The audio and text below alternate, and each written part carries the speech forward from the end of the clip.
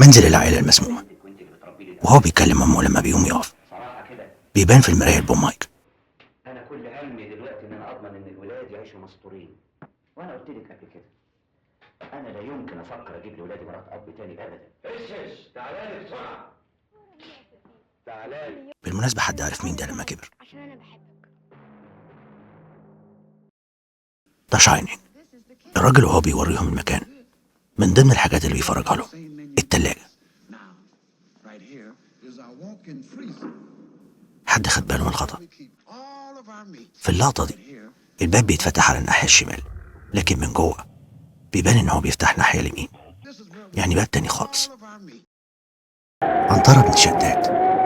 مفيش نقاش ان مشهد الصحراء ده كان معمول بطريقة كويسة جدا بالنسبة للوقت اللي اتعمل فيه وبالمقارنة مع افلام دلوقتي حتى. لكن في نص المشهد بيحصل فيه خطأ غريب.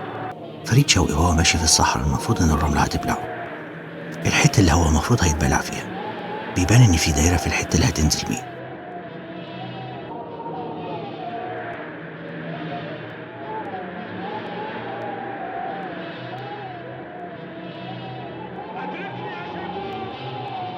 ومش بس كده، بيبان كمان ان فريد شوقي بيضم رجله التانية وبيدخلها جوه الدايرة اللي هيقع فيها عشان يعرف يدخل.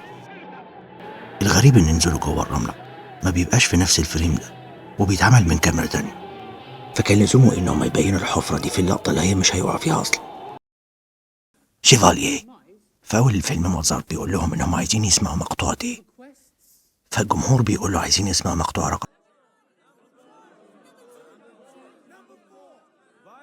مقطوعات موزارت ما خدتش ارقام الا بعد ما مات بفترة طويلة.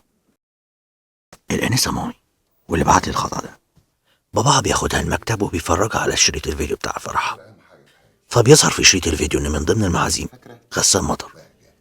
بس بعدها قدام في الفيلم ياسمين عبد العزيز بيبان انها لسه بتتعرف على غسان مطر، مش حضرتك استاذ عماد اللي شركتك بتعمل اعلانات تنظيم الاسره؟ ولسه بتقترح عليه الفكرة اللي في دماغها واللي بتخليه يعجب بيها وبيشغلها عنده. هو فعلا مفيش حد بيشوفها غير اللي بيعملها.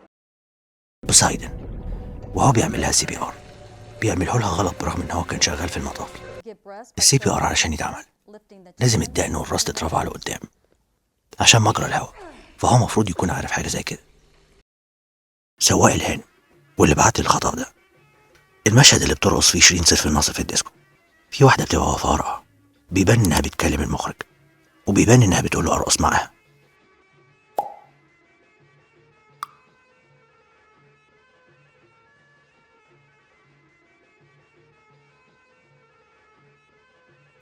وفي اللقطة التانية فعلا بترقص معاها. الغول حاتم ذو الفقار بيطلع يجري ورا الراجل علشان يخبطه بالعربية، وفعلا بيخبطه، بس في مشهد الخبطة بيبان الدولير اللي عمل بدل الحادثة.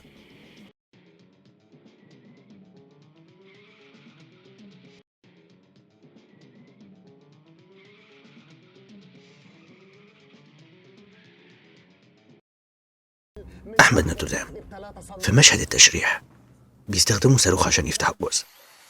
المشكلة إن هما بيجيبوا في المشهد إن الدم بيطرطش عليهم. الحاجة اللي بتخلي الدم يطرطش هو القلب، فمفيش جثة تطلع دم كل ده. الحاجة الوحيدة اللي بتأثر على الدم هي الجاذبية. بنات في ورطة.